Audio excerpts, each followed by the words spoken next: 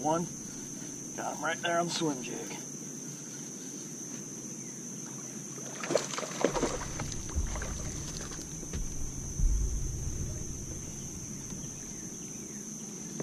Check that one out. Choked it.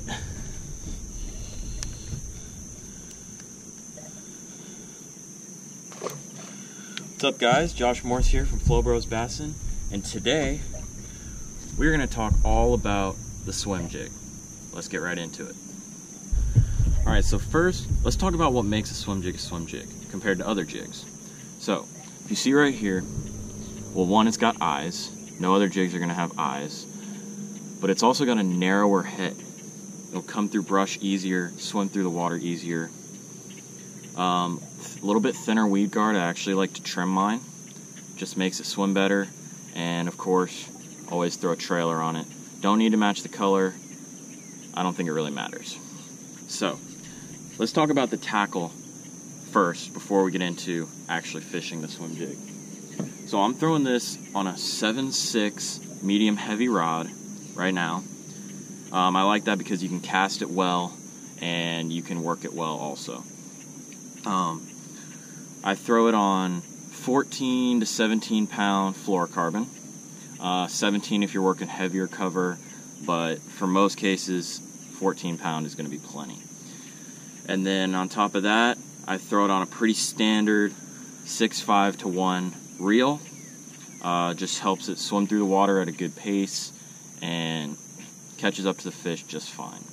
So that's the tackle that you're going to throw swim jig on. Now let's talk about actually fishing the jig. Swim jigs are good for heavier cover. If you can't get a rattle trap, can't get an open hook swim bait through it, swim jig is going to be your go-to when the fish want it moving, but they're in heavy cover.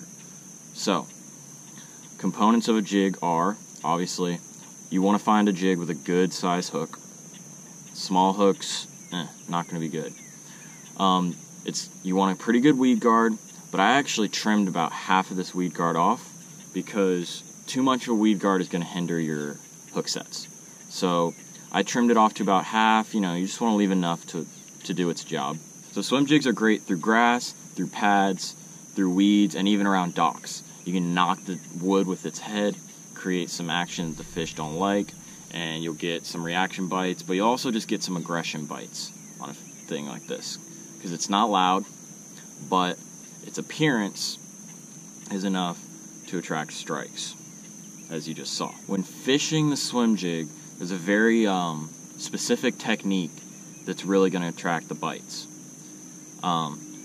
When it's in the water, you want to be constantly reeling, but you've got to be jerking your rod, as you just saw I was doing. Reeling it, but jerking your rod, you want to give it that swimming motion. And that's how you're going to get those fish to bite. Because if you just straight retrieve it, it's going to come through, but you're not going to get any reaction bites. It's not going to look realistic. You've got to be jerking it slowly, quickly. You can mix up your retrieve pace, but jerking it is a must, or else you're not going to get bites on this. Obviously, color is going to depend on your water clarity. I'm out here on Lake Harris, and the water's pretty murky right now, so I chose black and blue. Sometimes I like to dip the tips in chartreuse, give it a little extra flair, but today black and blues work just fine. So there you go. Gotten your rundown on the swim jig. Thanks for watching. Be sure to follow us on social media. Also, don't forget to like and subscribe, and tune in for more videos coming out for you soon. Thanks, guys.